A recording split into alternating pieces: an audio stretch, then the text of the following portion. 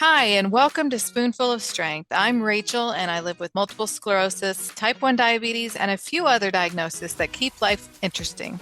And I'm Tina. I am a fibromyalgia warrior with chronic back issues and a proud stage 4 cancer survivor.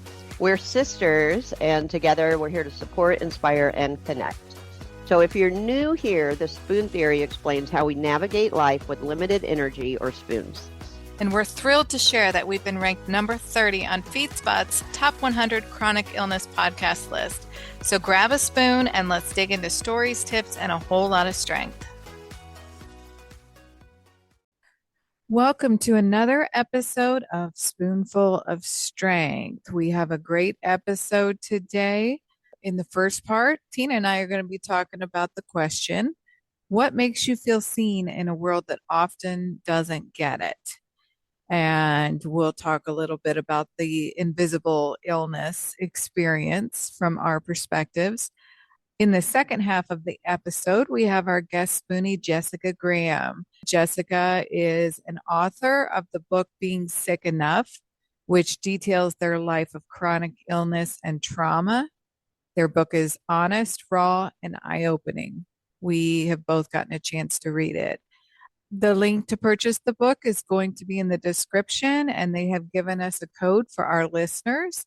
So if you like what they say in the second part of the episode, just use code SPOONFUL with 2 L's and you can get 25% off and free shipping. So that was very generous of them to give that to our listeners. So Tina, I was thinking of the fact that sometimes with chronic illness, and I'm guilty of this myself, you tend to harbor on the things that are going wrong, the pains you're feeling, the tiredness, the frustrations. And so I want to pose a question to you today of tell me something good that's happened in the last couple weeks. This past weekend, we were up at the campground like we usually do during the season, every other weekend. But this time around, we had 2 other couples from down here in Maryland come up and spend the weekend with us as well. So that was just for me, with so many other things going on, that was just what I needed, was just some time with close friends in one of my favorite spots to be at. Mm-hmm. Good. How about Good. you? What one good thing happened to you over the past 2 weeks? Well, I have to acknowledge that today is Ed and I's 25th anniversary. So that's a big thing we're celebrating today. But I also, looking back, I've had a rough time lately with my chronic illnesses, but I recently had a sleep test and a colonoscopy, and both of those came back clear. And I needed that to be able to kind of, take something off the weight of my shoulders. And so I was happy to get at least 2 tests that came back good. And those are areas I don't have to deal with. So that's been good looking at the good things that are happening. Good, good. Sometimes just getting those things off, those appointments and the tests that have been holding, kind of hanging over you, finally Hmm. out of the way, it can relieve a lot of pressure and stress off of your plate that Mm. you didn't realize you were necessarily holding. Yeah. Yeah. And yeah, these were things that I was wondering, do I have sleep apnea? I've had so many issues with my colon and I hadn't had a colonoscopy in 5 years and I was worried about things. So now I can breathe a little bit more. I know I've told this story before on the podcast, but I think it was a long time ago. But I don't know if anybody with chronic illness out there uh, ever feels like every appointment you go to, you get bad news. And years ago, I was in that spot where it seemed like every time I went, I got a new diagnosis or bad news of some sort. And I had an appointment with the gynecologist, and I told Ed, I said, well, at least I know I'm not getting bad news on this one. And so I went in there and they said that I had a prolapsed uterus. And I was like, are you kidding me? I ended up having to have a hysterectomy because of it. But I walk in the door, I slam my purse down, and I said, well, my uterus is falling out. And Ed just looked at me and started laughing. And he's like, what are you talking about? And I'm like, I thought this was going to be an easy appointment. And now I find out my uterus is literally falling out. So that's where it seems like it's been the last couple of weeks. So I'm very grateful about that. But our last episode was about clinical trials, and we had some great experts on, and we asked our Instagram listeners about clinical trials. And we posted the question, should we participate in clinical trials or is it too risky?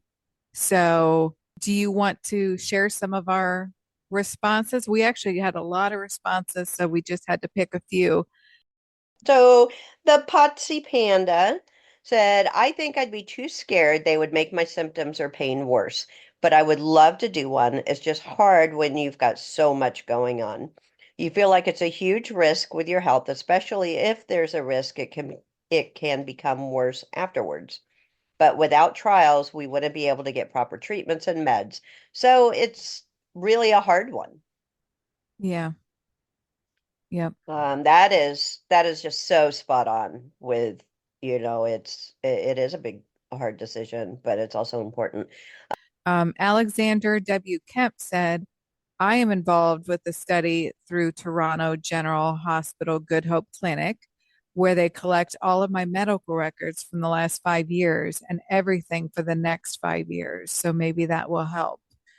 I'm not sure what his chronic illness is, but uh, I think that would be a good trial to be in, especially for somebody who has a lot of different chronic illnesses to be able to really study the whole picture. So I think that would be really interesting. Loco Lean said, I think it depends on a number of things, and it always remains a personal decision. Think about how much energy you have to give, what do you have to gain, and also what do you have to lose? How much does it cost you financially, energy wise, and etc. That is really good advice too. Hmm. Right, right. Most clinical trials offer some sort of compensation, but yeah, what is it really costing you energy and time wise? That's a really good Right. question. So, Yeah. Yeah. And um, it's funny because there's one thing I never really thought about the fact that I guess I am looking back at Alexander's response. I guess I always felt like clinical trial was you're going there on a regular basis for, to be, for treatments or various things. But when I had that reoccurrence in 2020 and I went to Johns Hopkins for the second opinion, the doctor that I saw there is a specialist in that type of cancer and was doing research study. And I actually did do the same. I signed up, I signed the and gave them permission to access all my records and to track it. mm, So technically I am part of that trial over there. yeah, yeah, You know, good, it, it good. it just yeah, I just never really gave it a thought of saying I'm in a clinical trial because that's not what, I envision but there's so many different aspects of that. Hmm. Yeah, yeah.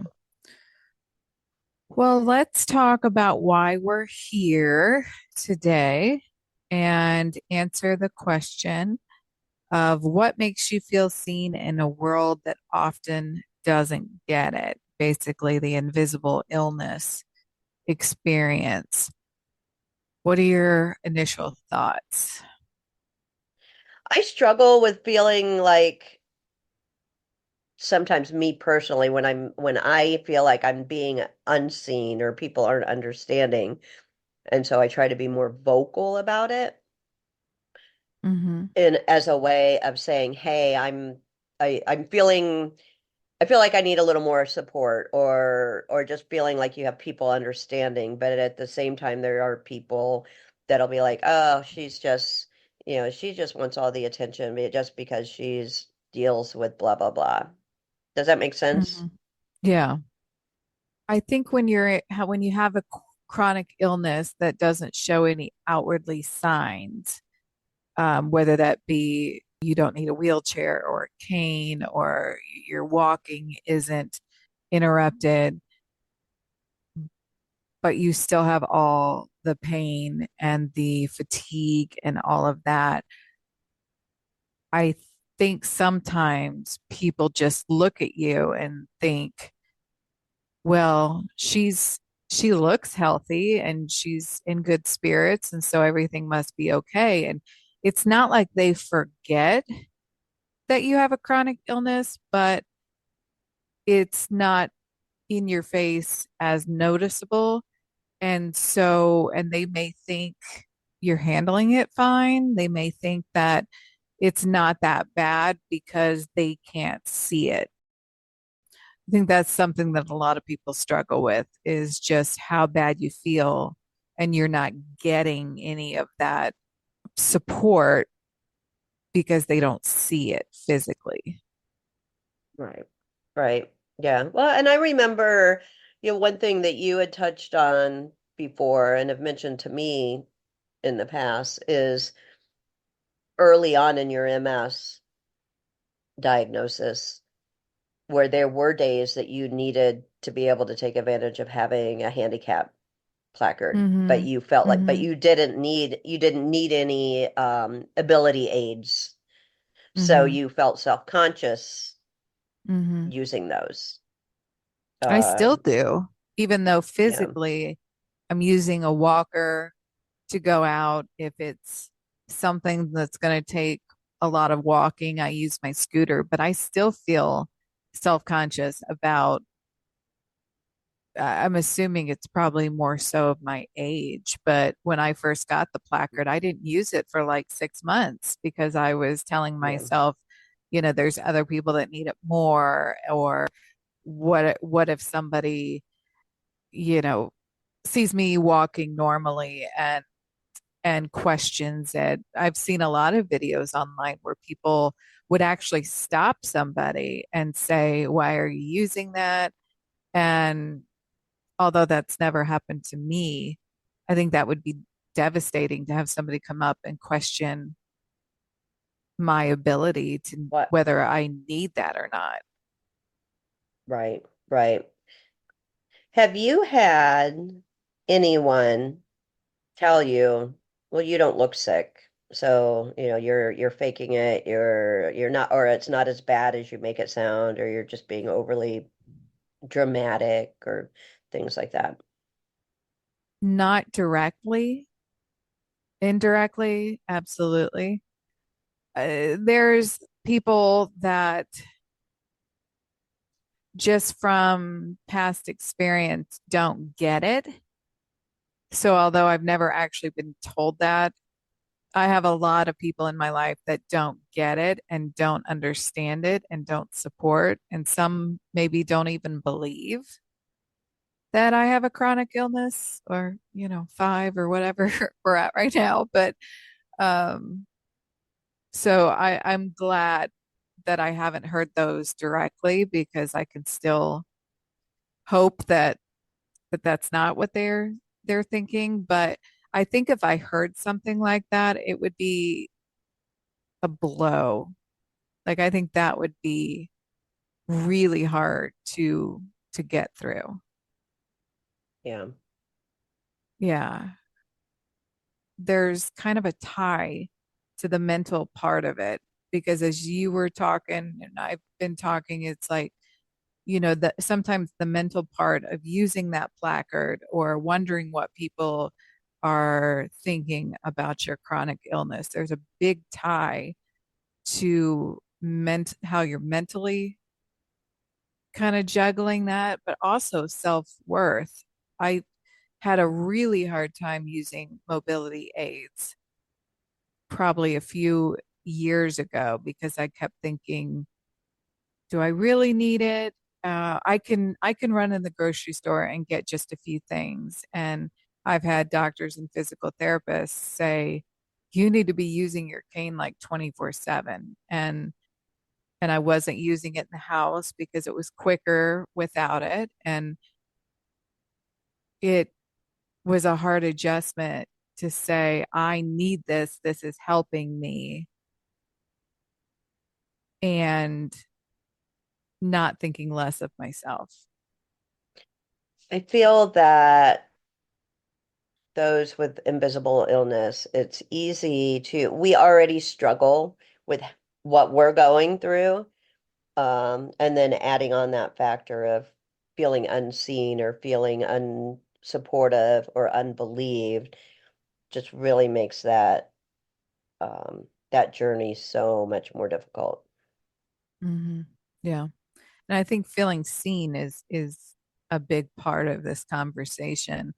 Mhm. And I want to ask what makes you feel seen. And as I was thinking about this episode over the last few days, I was thinking, well, what does make me feel seen? And Ed and I had a discussion probably just a week or so ago. One of the things was we've gone through therapy before. One of the things that I've always asked of him is check in with me. Like check in with me on how I'm doing mentally, about I'm how things are going. And we had a discussion about a week ago because I didn't feel like that was happening. And I was having one of those days where everything started feeling darker and I was getting frustrated with everything. And I said, we've talked at length about checking in with me, and I don't feel like that's happening. And he's like, I do it all the time. And I'm like, what are you talking about? You don't do it all the time. Well, his his version of that was texting me and say, how are you feeling? Yes, he texts me every day. How you doing? How are you feeling? And I had to explain to him, I said, there's a difference between how are you doing today? Or how are you feeling? Versus like an intentional, how are things going with you right now? You've had this test, or I feel like you've Right. been a little slower this week. Like, how are things really going? I think that is um that's absolutely true of saying, you want one thing that'll help, what helps anyway, me is just being, instead of, like you said, he was checking in every day. In his mind, he's checking in to see how Mm-hmm. you're doing. But if it's the same question and the same responses every single day, then that doesn't necessarily, that can help in feeling more supportive, or at least saying he's still there, but not necessarily seen in the sense of, hey, what's going on? I've noticed, yesterday you seemed blah, blah. So just a simple difference in the questions being asked can help make you feel Yeah. seen. Does that make sense of Yeah. what I'm trying to say? Yeah. And I think that part of feeling seen is I've mentioned it before. I think I just posted about it the other day of feeling very lonely because it's a hard position to be in. Do you feel like people with chronic illness need a little bit more words of encouragement or words of support or what's it called? The five love language affirmations. Because I feel like Affirmations. I need more affirmations, and that could go back to you know, things in the past and that just being my love language. But I feel like, at least for me, that makes me feel like the fight is worth it. And so do you feel like there's maybe more of a need for those positive affirmations within the chronic illness community? I Yes, 100%. Originally, I was going to say that should be everybody needs that in their daily life. I'll just to say that no matter, whether you deal with a chronic illness or not, but I do think that those of us that are chronic illness warriors need a little more because it's easy to get inside our own heads. It's easy to feel a little lost. Um, and so those positive affirmations are just so important. It's easy to go down the dark path Mhm. of um, you know, I'm every day I'm dealing with this, I'm dealing with this, I'm dealing with this.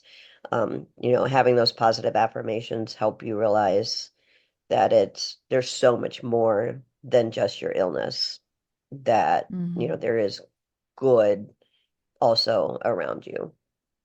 Are you living with pain? We get it. And we're done pretending it's just a part of life. That's why we use the universal heat patch from Spicy.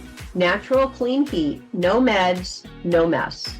It sticks on discreetly, moves with you, and gives you up to 12 hours of relief. No cords, no chemicals, just actual comfort. Created by people who live with pain for people who live with pain. Finally. Grab yours at getspicy.com. That's GETSPICEY.com. And follow Get Spicy for real talk and real tools. Spicy, because you deserve relief that works. And thanks to Spicy for giving our listeners 10% off when you use the code SPOONFUL. That's spoonful with 2 L's at getspicy.com. And as much as I've danced around the subject of family and support, I think that for people who don't have a lot of support or their family doesn't see them, I feel like the chronic illness communities are a good start for somebody who feels a little lost and who feels unseen, to connect with people that you may want, if you have MS, you may want to just find other people with MS. If you have more than one, you may just want to look for people with uh, chronic illness, or if you have a disability. But it's so broad out there. It's kind of easy to connect with people who really know what you're going through. Hmm. Do you think that's a good way to find support? Maybe if your life doesn't offer a lot of support. Yes, I think support groups or Mm, communities like that definitely can help. Even just, our Spoonful of Strength page, I feel like, you see the interactions of those, hmm or, it's so important to what, find your, I always love the term find your tribe, hmm and having the right tribe in your life is just, even if it's sometimes random strangers that you meet on the internet are your biggest supporters and they can turn into some of your best friends. Yeah. Well, and if you find the ones that are going through similar situations, there just is a sort of respect and understanding that you can get from somebody else, even if you don't know them. You know Right. that they know what it's like to have a bad day. They know what it feels like to have the fatigue of getting up and making lunch is overwhelming, and the things that you can connect with, uh, that you can't really connect with somebody who doesn't have chronic illness. And Yeah. you're It's right, a level of, yeah, yeah, the you're right with the spoonful of strength. We had a conversation this week that's we've had so many people talk about. I threw the question of what's your favorite TV show? Just use a GIF or a sticker. What's your show when you're feeling bad? And we had so many people respond. And it was so much fun because it's like we all get it. We all have those TV shows where we're like, oh, I don't feel good. I'm going to put on this comfort show that I've watched a million Mhm. times, and so reaching out and just having a conversation, even a fun conversation with people that just get it. Yeah. Yeah. Yeah. Because those that don't live with that, and they can try. I have many people that are 100%, well, are in my court and have my back. But being able to talk to somebody that truly understands where I'm coming from versus those that are just say, I'm here, I'm sorry you're going through this. It is a different level of Hmm. feeling seen and understood. Yeah. Well, let me ask this last question. If you could put one sentence on a billboard for the world to see, what would it say about living with chronic illness? Hmm. Hmm. And I got to think about my answer too. I haven't even thought That's about a this. good question. Something like invisible illness doesn't mean you're invisible. Hmm, that's pretty good. Well, if we stick with our theme here, how about something like just because you can't see it doesn't mean I'm not fighting for it. But that I was think, good. I think that yeah. So, what would you say in closing? um in closing, for all of our listeners, Hmm. and this is hard because I know it's me too. When I start feeling that way, when I start feeling unseen, I back away. And that's where I start protecting myself and it makes it worse. So, in closing, I would say when you start feeling unseen, push through that barrier and get out and do the things that help you feel seen. Hmm. I thought you were going one way with that, and I was like, "Oh, you're going to take my answer." But I think, and I'm not really good on thinking on the fly, but I think my biggest takeaway is communication of just communicating how you're feeling. We all have that one person. Hopefully, you have many people that that are good support systems. And I think that communicating to them how you're feeling, what you need, any internal struggles that you're having, and just having that person be your coach and your cheerleader and really communicating what you need to feel seen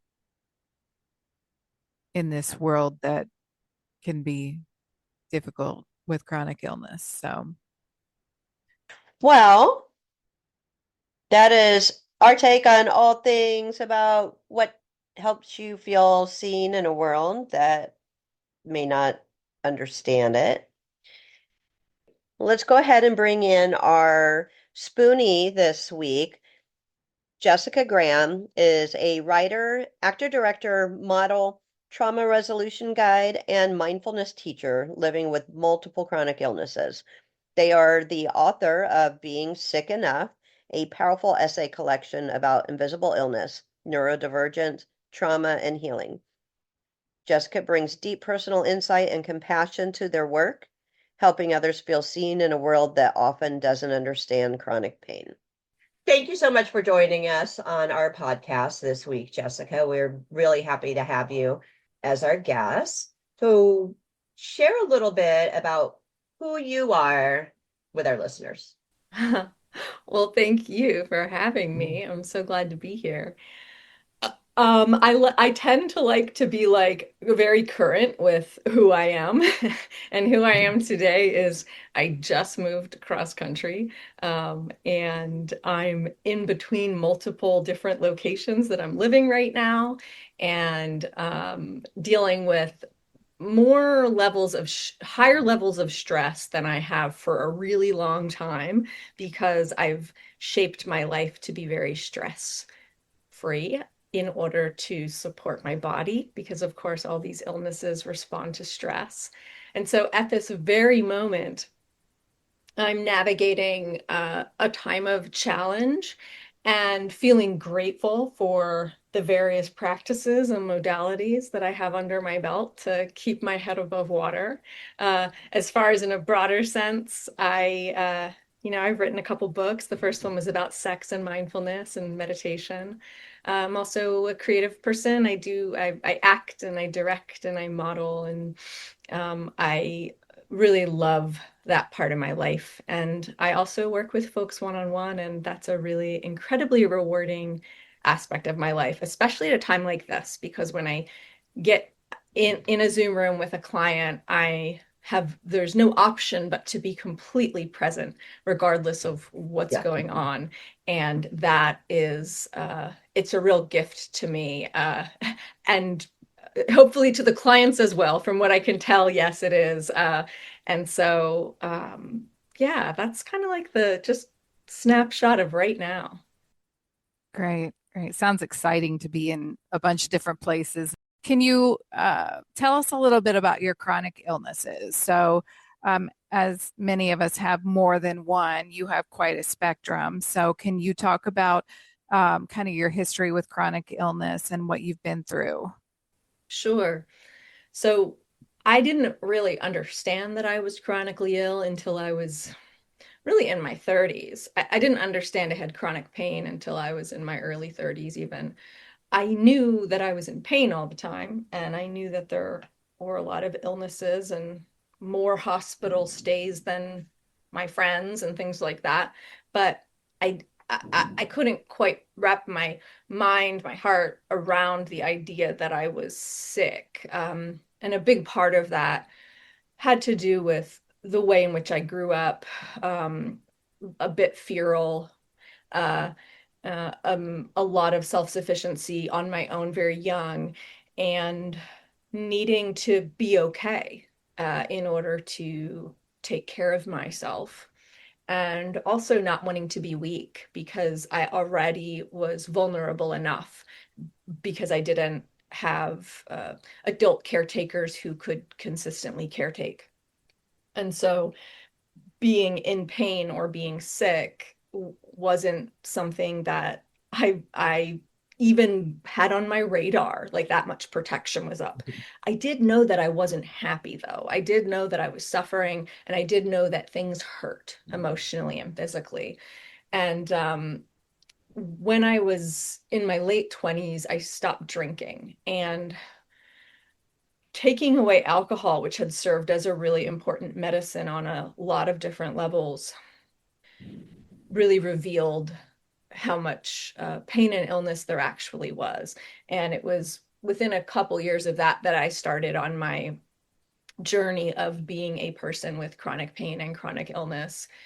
And since then, I've been through multiple rounds of um, spending time really focused on, okay, how do I feel as good as I can feel? And in the beginning, there definitely was a sense of like, all right, I'm going to find the right thing, and then it's all going to be better. And a lot of disappointment and a lot of grief and a lot of pushing, pushing, pushing, and getting sicker and sicker. And it really wasn't until I fully bottomed out in really every way, shape, and form in my late 30s that I acknowledged the truth and started to go and get the diagnosis. And so I was diagnosed first with, the things like fibromyalgia and IBS and interstitial cystitis and chronic migraine and chronic tension headache, these kinds of things that overlap.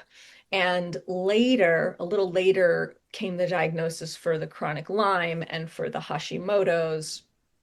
And then there's a bunch of all the little kind of mini diagnoses like the costochondritis, which is the connective tissue between my ribs that really hurts, and just various sprinklings of other diagnoses. And then I moved into getting diagnosed around the neurodivergence. And that was a real game changer because it helped me to start to look at, okay, what aspects of the physical experience are coming from the overstimulation that I wasn't managing, or are coming from, the various just experiences with stimuli that I was kind of forcing myself to deal with, and it was having an impact on my body. So getting the ADHD diagnosis and then the autism diagnosis made a really big difference. And I would say at this point, I was hospitalized recently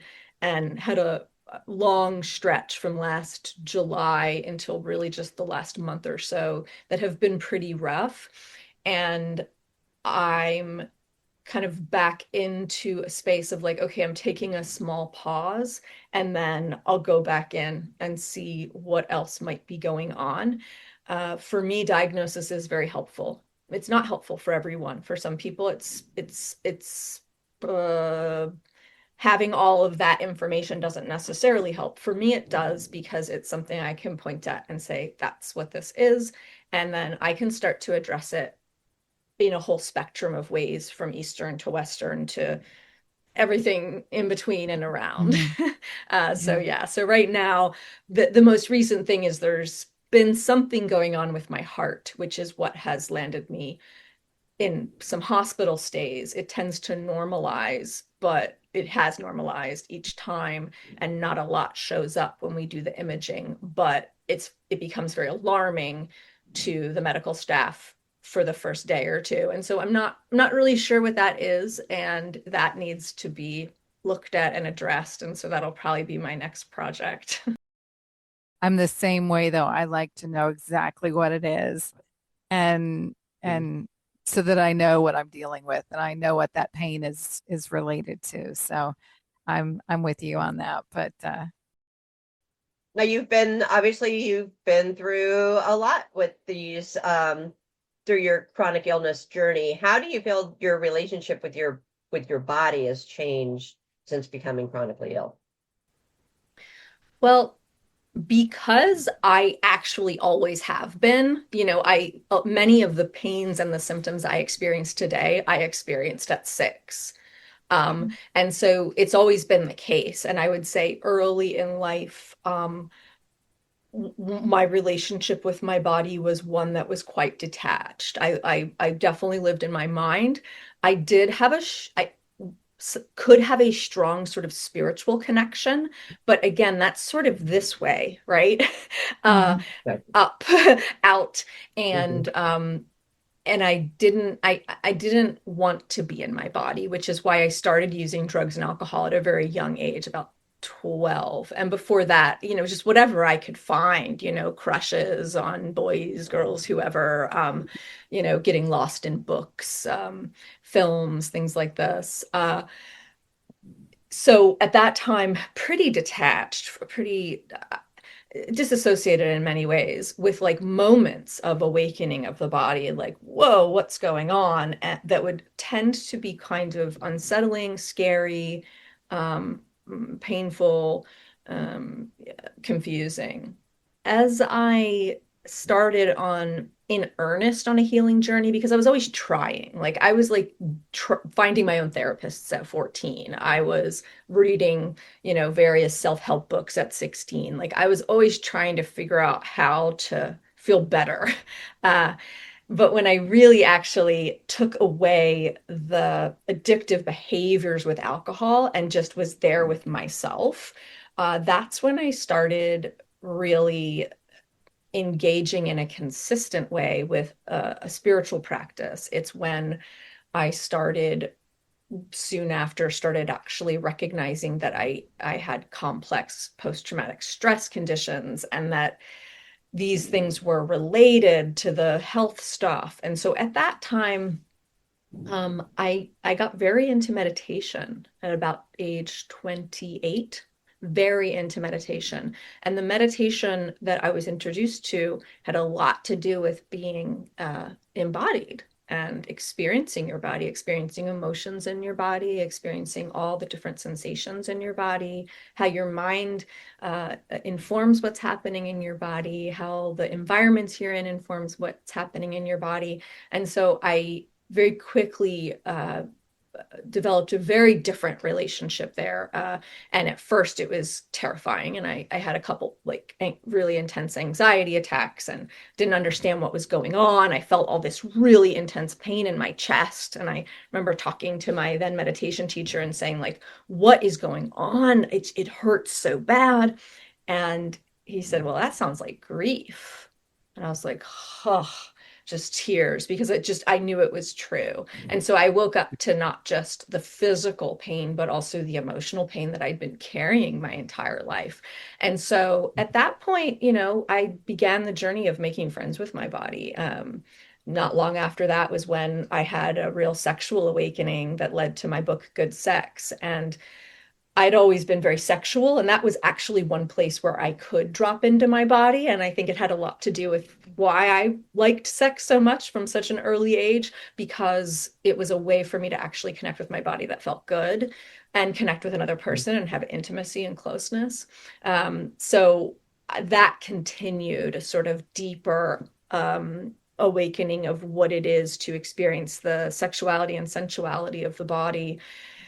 And of course, the physical pain. I started to feel it more. I started to understand it more. And because certain aspects of my life were not in a great place, my body was still taking on trauma. And so it was still responding acutely to that trauma. Over time, and where I would say ultimately arrived is that I have a lot of trust in my body. I know how to listen to it. The yeses and nos of my body are very, very clear. For the most part, I listen and do as my body wishes. There is sometimes a little bit of like splicing out of like, is this just a craving to, watch 3 more episodes? Or is this actually my body just needs to be here and like have just like be in this rest sort of like zone out a bit mode. So it still takes a little bit of, discernment. But at this point, I would say that my relationship with my body is really good. I don't take my pain personally. I would say I don't really take my pleasure personally either at this point. And I, after getting diagnosed with autism, I started allowing my body to be a lot more um, its natural self. I had been very heavily masked, and so there's a lot more movement and you could say awkwardness. I would maybe say beauty in the way that I function physically. And so there's a lot more permission, allowance, and embracing of like what this body wants and needs to do just in space. And that's a journey that I'm on. It's still new, couple years new, but it's been going pretty well. I love that. I love that when you talk about, really understanding and giving yourself permission. That's something I need to work on. But Mm. let's talk about your book because, like I said, Tina and I have been able to read it. And the title is Being Sick Enough. And it's very powerful, very honest and raw. What inspired you to title the book around this idea of enoughness in chronic illness? You want the truth? Yes. I don't know if my publishers will like it or not, but that's not what I titled the book. Oh, really? I'm happy with the title. I grew to love the title. The designer of the book cover also helped me love the title. I named the book This Sucks. Oh, I love it. That was the name that I gave the book, and they loved it. But ultimately, something along the lines of too edgy, which, I don't know. I don't understand all the market research stuff. I do know that there are books out there that have some pretty edgy names that did quite Mm. well. I tend to think if my book was called This Sucks, that the sales would be even better, but I could be wrong. And I have grown to love being sick enough, and sick in parentheses, Right. which allows for a lot of interpretations of that. So um, I would say it suits the book better, and it actually is more me Hmm. than This Sucks. Hmm. This Sucks, I think, is better marketing, but ultimately this title really works for the content of the book and for my philosophy and kind of my way of being. And I think that from what I've seen in, reader reviews and from people I've spoken with, it resonates with folks because of the multiple ways that it can be perceived, and Hmm. uh, it's a big piece of being chronically ill. It's a big piece of having complex PTSD or being neurodivergent, that enoughness, and is it enough, or um, Hmm. you know, am I enough? All of these questions. Join Spoonful of Strength on Instagram, a community open to everyone. Whether you have a chronic illness or support someone who does, you are welcome at Spoonful of Strength. You'll get preview clips of the upcoming episodes and insight into my world as a Spoonie. That's Spoonful of Strength, spoonful with 2 L's, on Instagram. In your book, you talk about your ADHD and autism diagnosis. Did discovering those identities change how you viewed your illness and past experiences? Yes. It's changed how I view my entire life, in my entire history, as far as specifically around health. I've dealt with chronic fatigue since I was a child, and understanding that both of those diagnoses, when untreated and unacknowledged and with not given accommodation, can lead to a huge amount of fatigue. That was really helpful because I was able to kind of separate that one out from the list of health problems. And it's not to say that it isn't also part of all my diagnoses. Like it is a symptom of all of them. But to be able to say, like, ooh, I actually now can see how certain environments or people or activities drain me because of the stimuli, because of the need to mask, which I really don't do much of anymore because it just was like, this is just too exhausting. I can't do it anymore. But yeah, it gave a little bit of a like even some sort of scale. Like it's like, okay, I have all this chronic illness stuff, but some of it gets to go over here too. Um, and so some of my sensitivities, like to light and sound and temperature, they, yes, can all reside with the chronic illnesses, but they also reside with the neurodivergence. Uh, Also, when it comes to the complex PTSD, there was a lot that made sense when I got these diagnoses because I had been doing hardcore trauma resolution for years. And that's what I do as a job as well. Like I support others in resolving their complex PTSD. And when I understood that neurodivergence was a part of me, I was able to like ease up a bit, be like, oh, I don't need to work so hard. Some of it, this is just how I am. It's not because of what happened when I was 3 or 10 or 14. It's just like part of how my brain is. And that's been really helpful and brought in a lot of compassion. And then, of course, lowered certain stress, lowered certain self-judgment, brought in more self-compassion, which in turn informs my pain level and my symptoms. So it's been a very, very good thing for me in all of those ways. Hmm. Yeah. Um, like I mentioned before, the book is very honest, and you talk about the trauma that you had growing up and the effect of that trauma and the long-term impact of that. What do you think that you wish more people understood about the connection between the trauma and the impact on that into adult health? Mm. Kind of I, a loaded question. well, yeah, I mean, and something that both excites me and breaks my heart. Mm, Because I am so immersed in this world, um, it's easy to forget how many people don't know this stuff.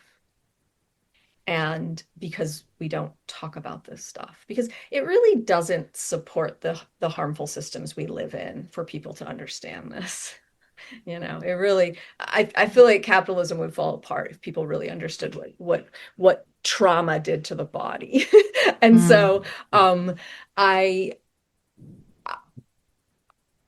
I wish that everyone was taught about trauma and the different versions of what trauma can be and the different ways that trauma can manifest, and that just because you didn't get, hit every day doesn't mean that the humiliation you experienced in the small cold comments that a caretaker gave, that's not just it can be just as damaging to the nervous system. So I wish that there was a way for everyone to understand, the same way that we understand other just basic things about humans.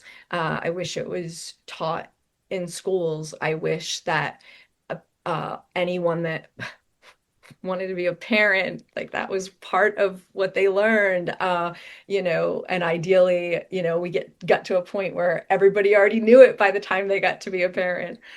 So that's one thing. And then the other thing on a kind of a different angle with it is I I want people to understand that, especially with complex post-traumatic stress conditions, we can think about this like broken bones, right? So before I started my trauma resolution journey, like every bone was broken, and in the process of doing targeted specific modalities, which, side note, that's another thing I want people to know. It's not talk therapy. That's part of what can help in some ways, but there are specific modalities with people who are specifically trained and able to offer them that is needed when it comes to trauma. You can't just go see any therapist. You need someone who yeah. knows what they're doing with it. And that's why I'll often have people come to me who have been to a lot of different therapy. And even though I am not a licensed mental health care professional, I'm a highly skilled, trained trauma specialist. And they're like, wow, I've never had this experience in all the therapy I've done. And it's simply because I'm doing the specific thing that's needed. So I would like people to know that about trauma, that you need, somatic experiencing, somatic trauma resolution, EMDR, brain spotting, internal family systems, and so on. You need to work at the nervous system level. You cannot heal the trauma in the prefrontal cortex. It's not going to happen. So I would love for people to know that. But coming back to this broken bone thing, okay, all my bones are broken. I do talk therapy, maybe like I get a sling, or like I get like, a sort of a half of a cast, but things are just not healing, right? And then I get into specific trauma healing, and these bones start to actually heal to the point where they are it's as if they were never broken. And then there are some of the bones that were just really shattered, and they're taking more time, and Mm-hmm. they're taking a lot of patience and gentleness and compassion. And we have to be willing to treat those parts with that care that they need.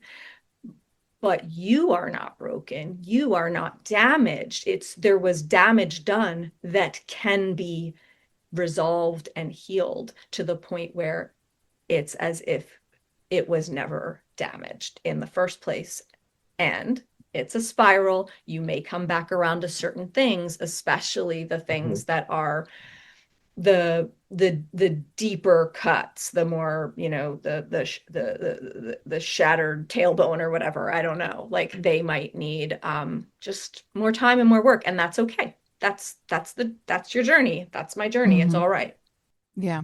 I have I've done EMDR and then the family internal family systems. I've done both of those with some success with that. So I agree. I think it's got to be pretty specific to each individual person. Mm-hmm. Yeah, and the relationship is very important too. So when you're healing, especially developmental trauma, like childhood trauma, you need to feel good and comfortable and safe and like drawn to the person you're doing it with. You can't just work with Right. anyone. So I always say, like, Hmm. if it's not working with your practitioner, start, if you can, by talking about what's not working to see if it could work.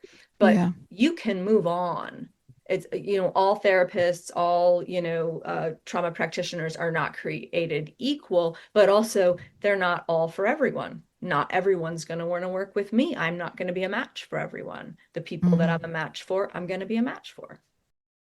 I personally am very excited to hear more about this, and I would love for you to share with the listeners.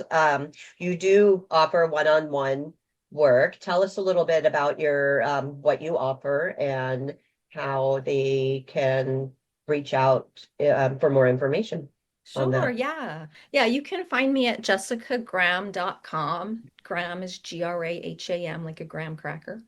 Um, and I offer a number of things. My main thing is the trauma resolution work, and I'm trained and certified in somatic trauma resolution. I am trained and qualified to offer Brainspotting, which is an offshoot of EMDR. I do use some bilateral stimulation techniques as well, which is inspired by EMDR. And I do a lot of, I incorporate a lot of, inner child work and parts work, that type of stuff. I also have some like basic like life coach skills that I incorporate as needed, but primarily we are going in and we're saying, okay, where today is life not where you would like it to be. Let's find the roots. Let's go down and uncover what's in there without digging anything up, right? Like that, we're not doing that. We're just seeing what naturally wants to arise within session. So let's work at the roots, but let's also work at the treetops. So we want to feel good. Like when you're coming into session, you don't want to be like dreading being there. And so my intention is always that we are putting time also into, okay, how can we feel good today, and how can we address some of the current day stuff to bring it to a level that's going to be more in alignment with what you want for yourself. And so that trauma work is comprehensive, and it is very bespoke. It's tailored to the individual. I don't do like the 10 steps to healing your trauma or anything like that. I work very individually because I work a lot with complex PTSD. Many of my clients work with me long term because it is a long term process, and some people work for a while, take a break, maybe do something different and then come back.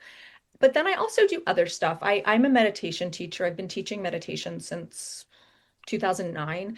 And so I work primarily with advanced practitioners who are working with integrating awakening experiences, or working on traversing through spiritual crisis or emergency.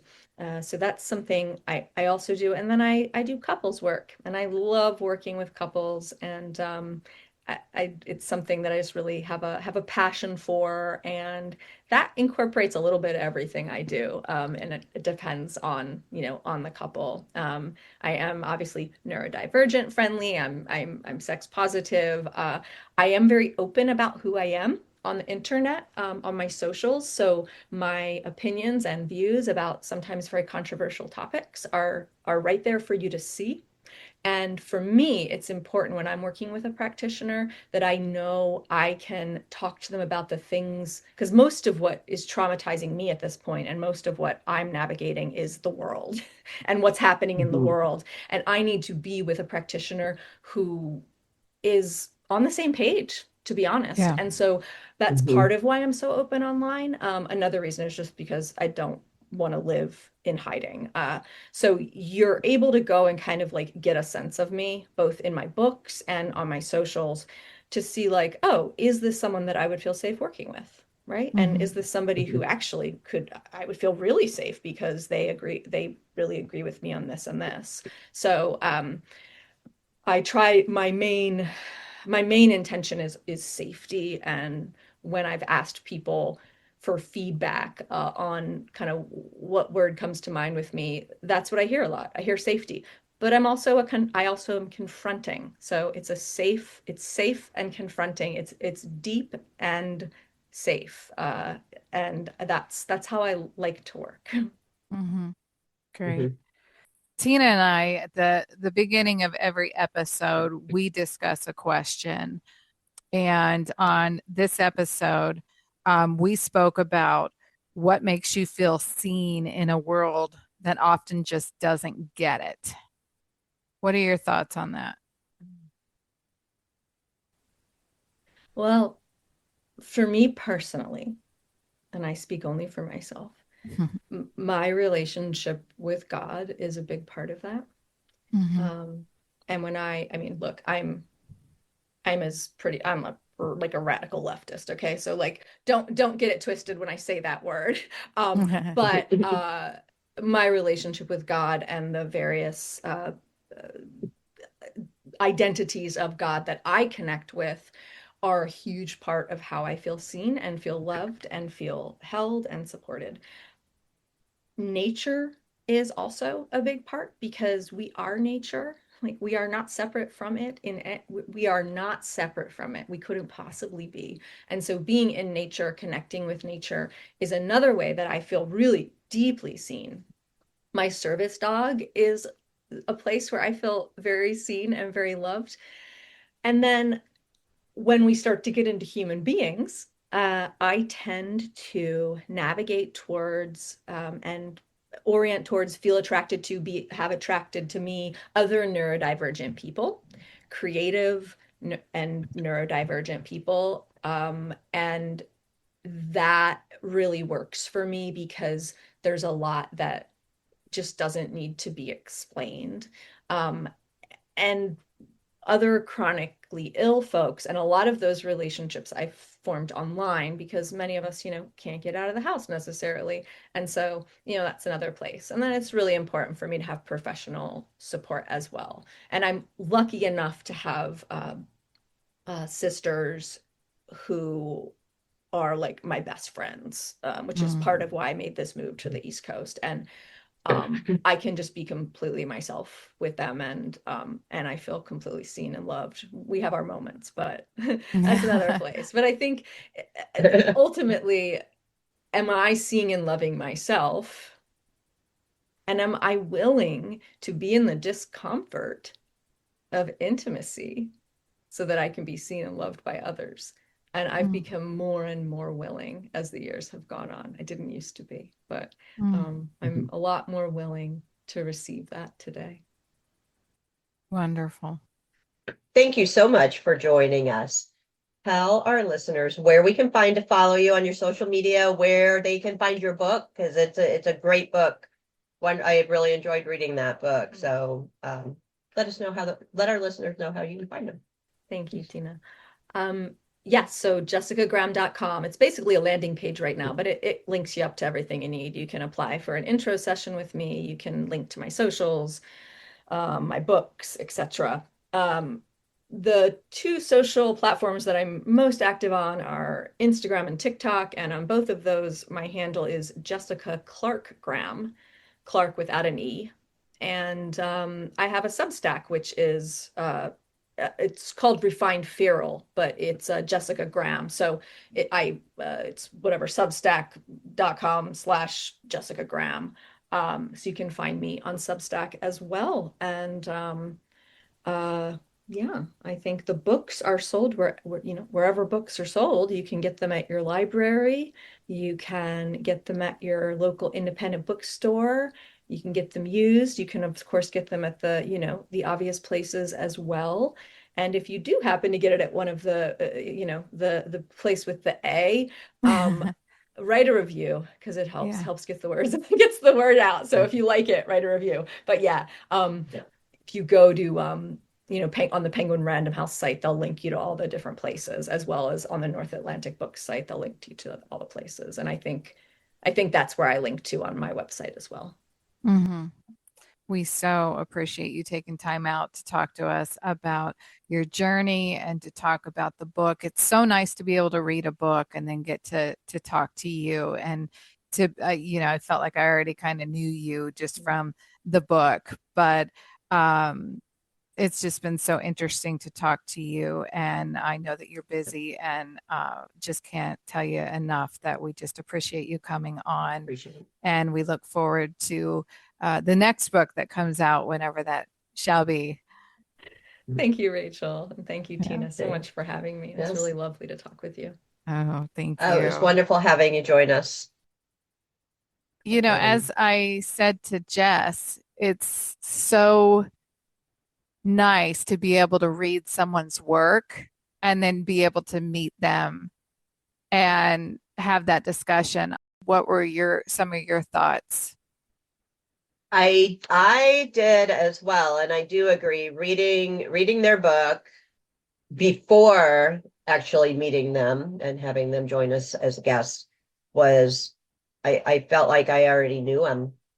Yeah, yeah. And there was something that they said that I wrote down. I don't make a lot of notes when I'm talking to people, but I wrote this down because it kind of um, I guess maybe inspired me. But they said, I don't take pain personally. And I really Right. loved that because I feel like Jess was very in tune with their body um and made me realize kind of I struggle with that a little bit. But when they said, I don't take the pain personally, and I think about all the times that I've sat and just feeling it so much pain every day and being like, oh, this is just too much. Why is this happening? Why can't I have a good day?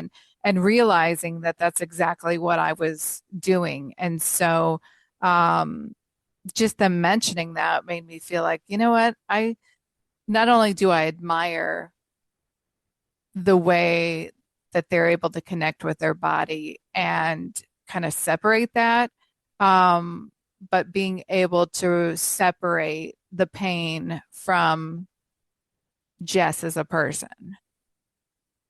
Yes, absolutely. And I think a lot of us that suffer for chronic pain, I know when I'm having a fibro flare up, it's my brain, you're like, why does my body hate me so much? Yeah. And so hearing them say I don't take it personally it's just so I feel like it's so important, a big important part of the healing journey Hmm. and acceptance.